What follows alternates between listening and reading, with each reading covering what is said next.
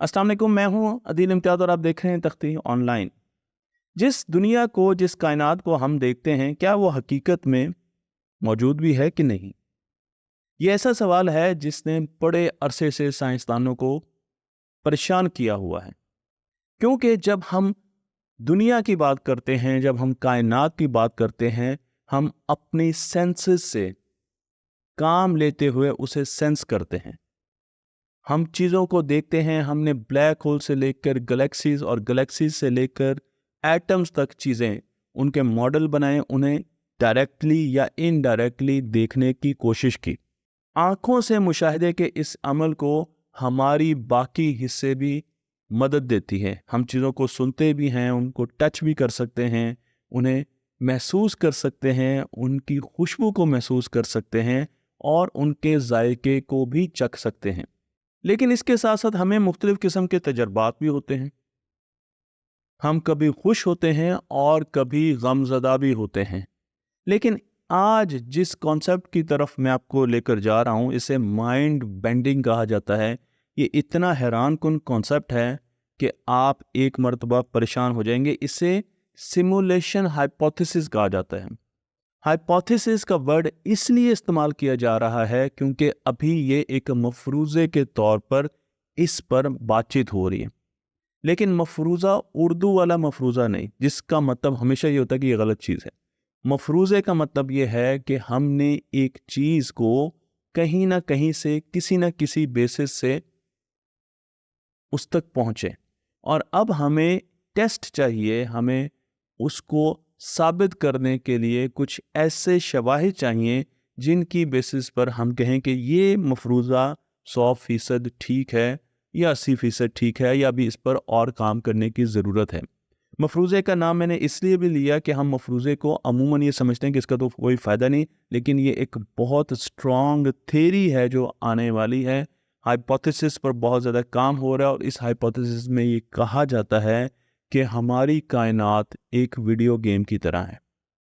बिल्कुल उसी तरह जिस तरीके से हम वीडियो गेम खेलते हैं, उसमें डिजिटल कंस्ट्रक्ट्स होते हैं, उसमें डिजिटल एसेट्स होते हैं, हमें लोग भागते हुए नज़र आते हैं, उसके कुछ कवानीन होते हैं। उसी तरीके से हमारी कायनात भी बिल्कुल एक डिजिटल वीडियो गेम है जिसमें ये टेबल कंस्ट्रक्ट है, ये माइक कंस्ट्रक्ट है और मैं भी एक कंस्ट्रक्ट हूँ। इस गेम में भी पिक्सेल्स मौजूद होते हैं और इस गेम का अपना इंटरनल क्लॉक भी मौजूद है। तो इस कॉन्सेप्ट को समझने के लिए इंसान की तारीख में जाते हैं। आज से 12,000 साल पहले इंसानों ने अपनी पहले तहजीब बसाने की कोशिश की, शहर बसाने की कोशिश की और फिर तेज़ी से आगे की तरफ आते हैं तो हमें पता चलता है कि आज हम ऐसी वीडियो गेम्स बना रहे हैं जो कि हकीकत के बहुत करीब हैं।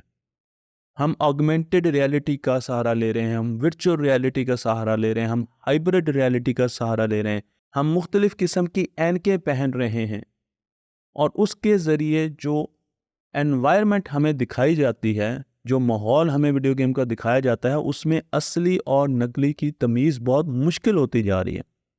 ये अचीवमेंट, ये तरक्की हमने सिर्फ 12,000 सालों में हासिल कर ली। 12,000 सालों में हमने ऐसी गेम्स बना ली जिनकी वजह से अब गेम्स और उसके साथ हकीकत को बदलना, उनमें फ़र्क करना बड़ा मुश्किल हो गया है। लेकिन फ़र्ज़ कीजिए अगर हमसे बहुत अरसे पहले एक सिविलाइजेशन मौजूद रही इस कायनात में, इस कायनात की उम्र है तकरीबन 14 अरब साल और अगर इस कायनात के बनने के कुछ अरब साल के बाद एक ऐसी सिविलाइजेशन आ गई जिसे इस कायनात में फ़र्ज़ कीजिए 10 अरब साल रहने को मिल गए, तो वो सिविलाइजेशन कितनी ज़्यादा ताकतवर होगी। यही बात करते हैं एक बहुत बड़े साइंसदान और प्रोफेसर डॉक्टर डोनाल्ड हॉफमैन, जो कि प्रोफेसर हैं department of cognitive science at the university of California Irwin. और उनका ये ख्याल है कि हम एक सिमुलेशन में रह रहे हैं। इस चीज़ की तायीद करने के लिए, इस चीज़ को बैक करने के लिए वो मुख्तलिफ मिसालों का सहारा लेते हैं। फ़र्ज़ कीजिए कि आप एक टमाटर को देख रहे हैं, आप किसी भी फ्रूट को देख रहे हैं और आप ये समझ रहे हैं कि ये फ्रूट बिल्कुल असली है। इसका मतलब ये है कि आपके दिमाग में तो उसकी एक शक्ल बन ही रही है। लेकिन आप ये समझते हैं, मैं ये समझता हूँ कि अगर ये मुजस्समा यहाँ पर पड़ा है और इसमें टच कर सकता हूँ, तो जब मैं इसे टच नहीं कर रहा, जब मैं इसे देख नहीं रहा, उस वक़्त भी ये यहाँ पर मौजूद हैं।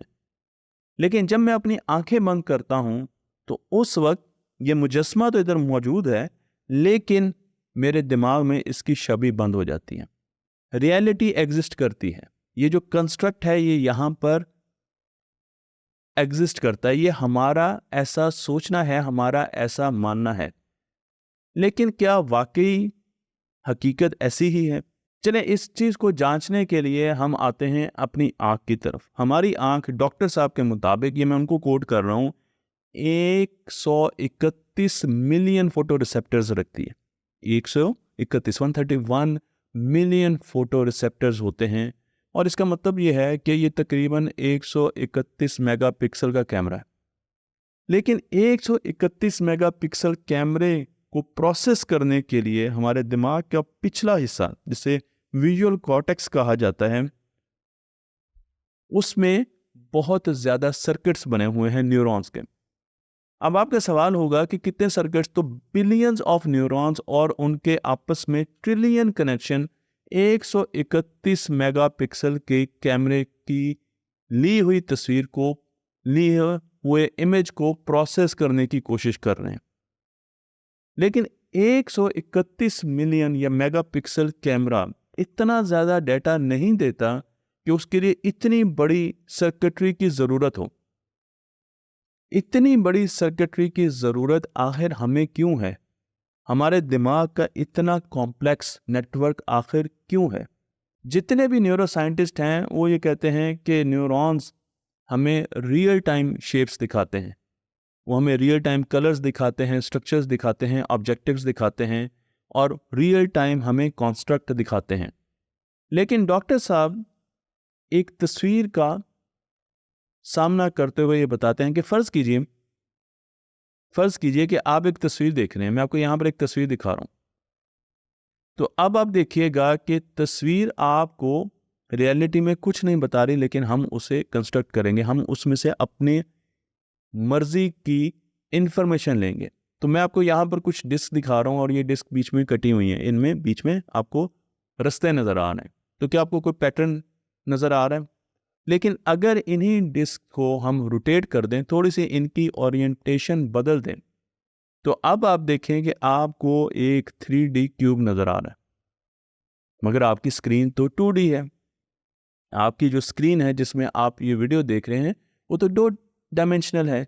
फिर 2 डायमेंशनल स्क्रीन में आप 3 डायमेंशनल क्यूब कैसे कंस्ट्रक्ट कर सकते हैं? तो डॉक्टर साहब का ये कहना है कि हम पूरी दुनिया को यकमुश्त कंस्ट्रक्ट नहीं करते, बल्कि जो जो चीज़ें हम देखते हैं, हम उन्हें आहिस्ता आहिस्ता कंस्ट्रक्ट करना शुरू कर देते हैं। हम इंफॉर्मेशन लेते हैं, लेकिन आहिस्ता आहिस्ता कंस्ट्रक्ट करते हैं अपने दिमाग में। अब ये 3 डायमेंशनल क्यूब फिजिकली मौजूद नहीं है, लेकिन आपके दिमाग ने इसे कंस्ट्रक्ट किया, तो ये एक सवालिया निशान है।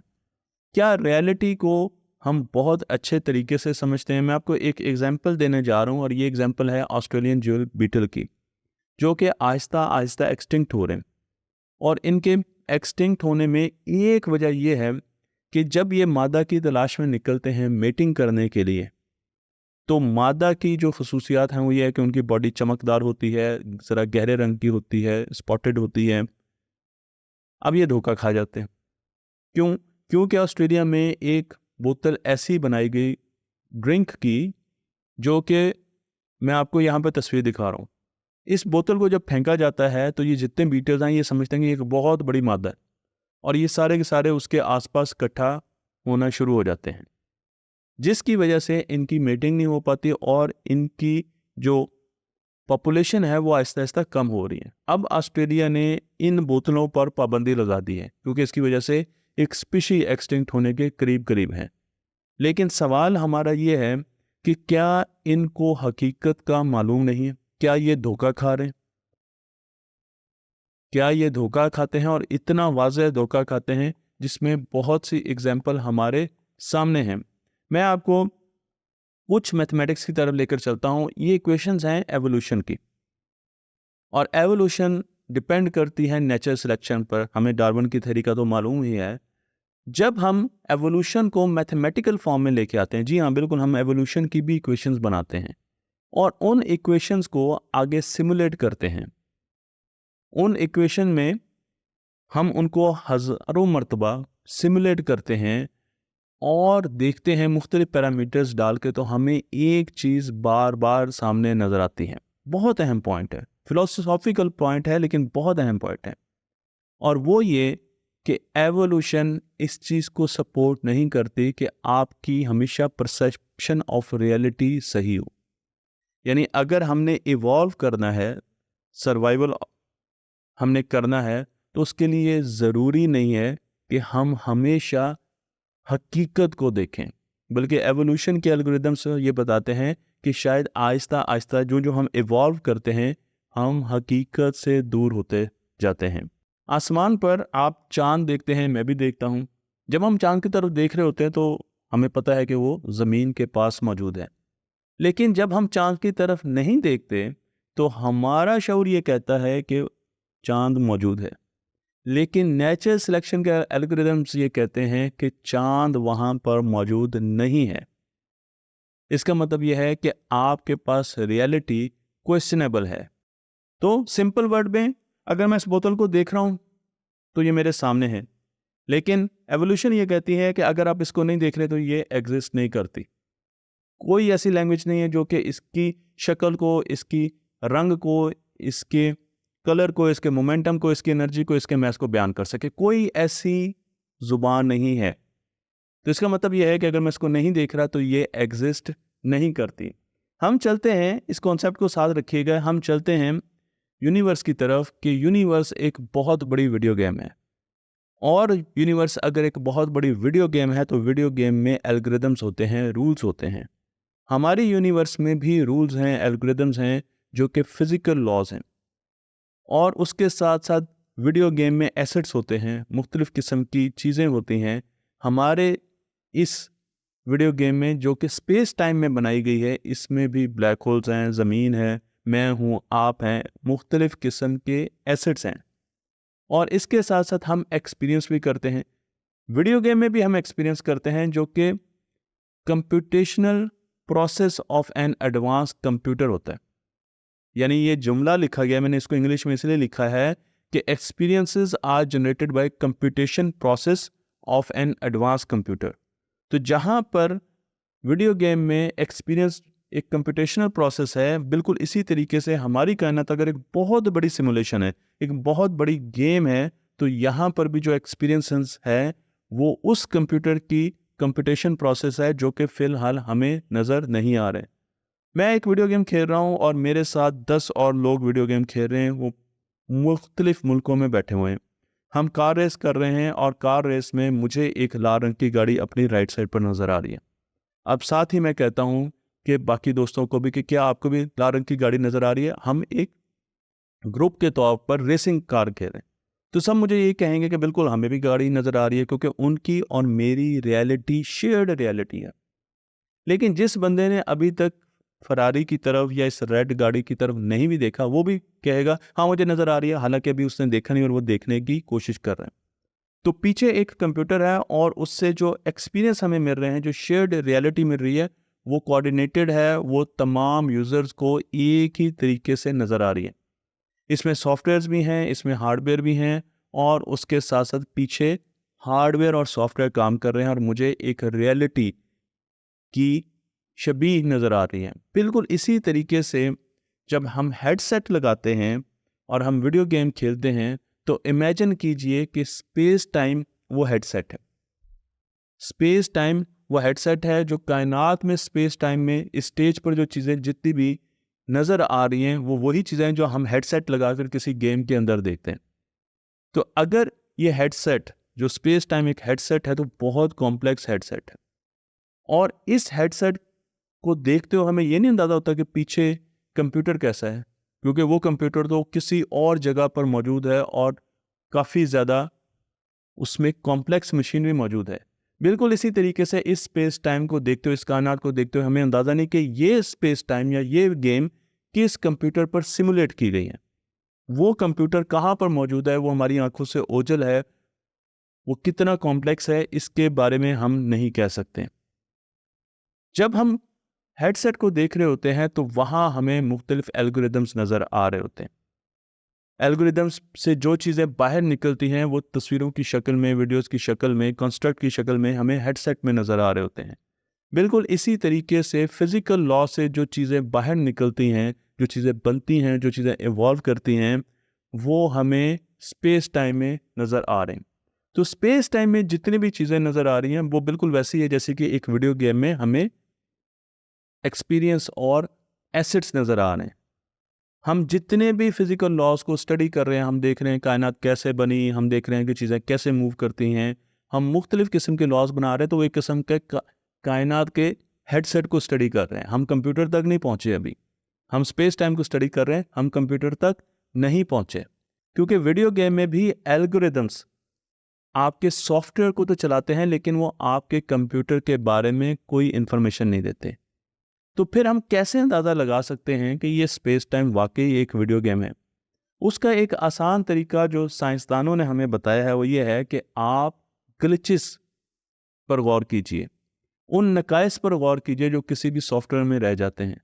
जब हम वीडियो गेम खेलते हैं तो वहाँ पर भी हमें कभी कभी कोई नक्स नज़र आ जाता है। बिल्कुल इसी तरीके से हमें स्पेस टाइम में मुख्तलिफ ऐसी ग्लिचेस देखना होगी जिसकी बेसिस पर, मुख्तलिफ ऐसे एरर्स देखने होंगे जिसकी बेस पर हम बता सकते हैं कि ये स्पेस टाइम वाकई एक सॉफ्टवेयर है, वाकई एक सिमुलेशन है जिसके अंदर हम डिजिटल एसेट्स हैं। इन ग्लिचेस को कैसे देखना है, इन तक कैसे पहुंचना है? कुछ ग्लिचेस बहुत आम हैं, हम उनको जानते हैं, कुछ बहुत ख़ास हैं, और फिर हम कैसे उस सुपर कंप्यूटर के बारे में जान सकते हैं, जान भी सकते हैं, नहीं जान सकते, जिसकी मौजूदगी में ये सारी की सारी सिमुलेशन बनाई जा रही है, जो कि हमें हमारी कायनात की शक्ल में, स्पेस टाइम की शक्ल में नज़र आती है। तो क्या कभी हम उस कंप्यूटर तक पहुंच सकेंगे? और दूसरी चीज़ ये है कि रियलिटी फिर है क्या? इन सारी चीज़ों को अगली 2 और आने वाली वीडियोस में हम डिस्कस करेंगे। मुझे उम्मीद है कि ये वीडियो आपको पसंद आई होगी। हमारे यूट्यूब चैनल को लाइक कीजिए, शेयर कीजिए और इस इल्म को दूसरों तक पहुँचाते रहिए।